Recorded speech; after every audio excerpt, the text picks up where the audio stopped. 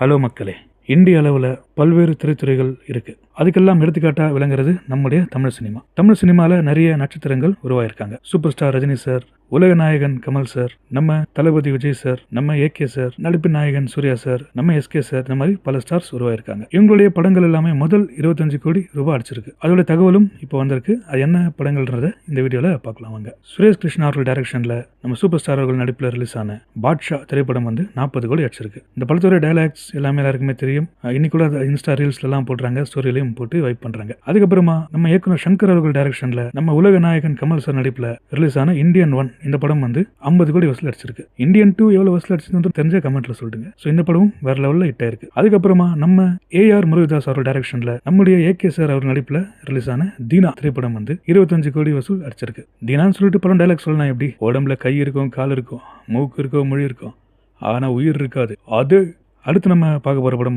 ரமணா அவர்கள் டைரக்ஷன்ல நம்முடைய தளபதி விஜய் அவர்கள் நடிச்சு ரிலீஸ் ஆன திருமலை திரைப்படம் 25 கோடி அடிச்சிருக்கு. இந்த படத்தை பார்த்து நம்ம லெஜண்ட் டைரக்டர் பாலச்சந்தர் அவர்களை அவரை பாராட்டியிருக்காரு. இந்த படத்தையும் அவங்க தான் தயாரிச்சும் இருக்காங்க. தளபதிக்கு ஆக்ஷன் ஹீரோன்ற பேர் வாங்கி கொடுத்த படம் திருமலை தான். என்னதான் பகவத் ஆக்ஷன் படமா இருந்தாலும் பட் ஒரு ஆக்ஷன் ஹீரோன் பேர் வாங்கி கொடுத்தது திருமலை திரைப்படம் தான். இந்த படம் 25 கோடி வசூல் அடிச்சிருக்கு. அதுக்கப்புறமா நம்ம ஜிவிஎம், அதாவது நம்ம கௌதம் மேனன் அவர்கள் டைரக்ஷன்ல நம்ம எஸ்டிஆர் அவர்கள் நடிப்புல ஒரு பியூட்டிஃபுல் லவ் ஸ்டோரியான படம் தான் வினை தாண்டி வருவாயா. இந்த படமும் 25 கோடி அடிச்சிருக்கு. தனுஷ் அவர்கள் நடிப்புல ரிலீஸ் ஆன யாரடி நீ மோகினி திரைப்படமும் 25 கோடி வசூல் அடிச்சிருக்கு. ஏஆர் முருகதாஸ் அவர்கள் டைரக்ஷன்ல நம்ம நடிப்பு நாயகன் சூர்யா அவர்களோட கரியர்லயே ஒரு பெஸ்ட் பிலிமா வந்த கஜினி திரைப்படம் 48 கோடி வசூல் அடிச்சிருக்கு. ஹரிஸ் டைரக்ஷன்ல நம்ம சியான் விக்ரம் அவர்கள் நடிப்புல ஒரு மாஸ் ஹிட்டான சாமி 1 அந்த திரைப்படம் 30 கோடி வசூல் அடிச்சிருக்கு. பொன்ராம் டைரக்ஷன்ல நம்ம சிவகார்த்திகேயன் நடிச்சு 2013 ரிலீஸ் ஆன வருத்தப்படாத வாலிப சங்கம் படம் 36 அடிச்சிருக்கு. பாத்தீங்களா எவ்வளவு சாதனை பண்ணிருக்குன்னு சொல்லிட்டு. இந்த படத்தோட வெற்றியை முடிவு பண்றது எதுன்னு பாத்தீங்கன்னா பாக்ஸ் ஆஃபீஸ் தான் முடிவு பண்ணுது. நம்ம தமிழ் சினிமா ஹீரோக்கள் செஞ்ச சாதனைகளை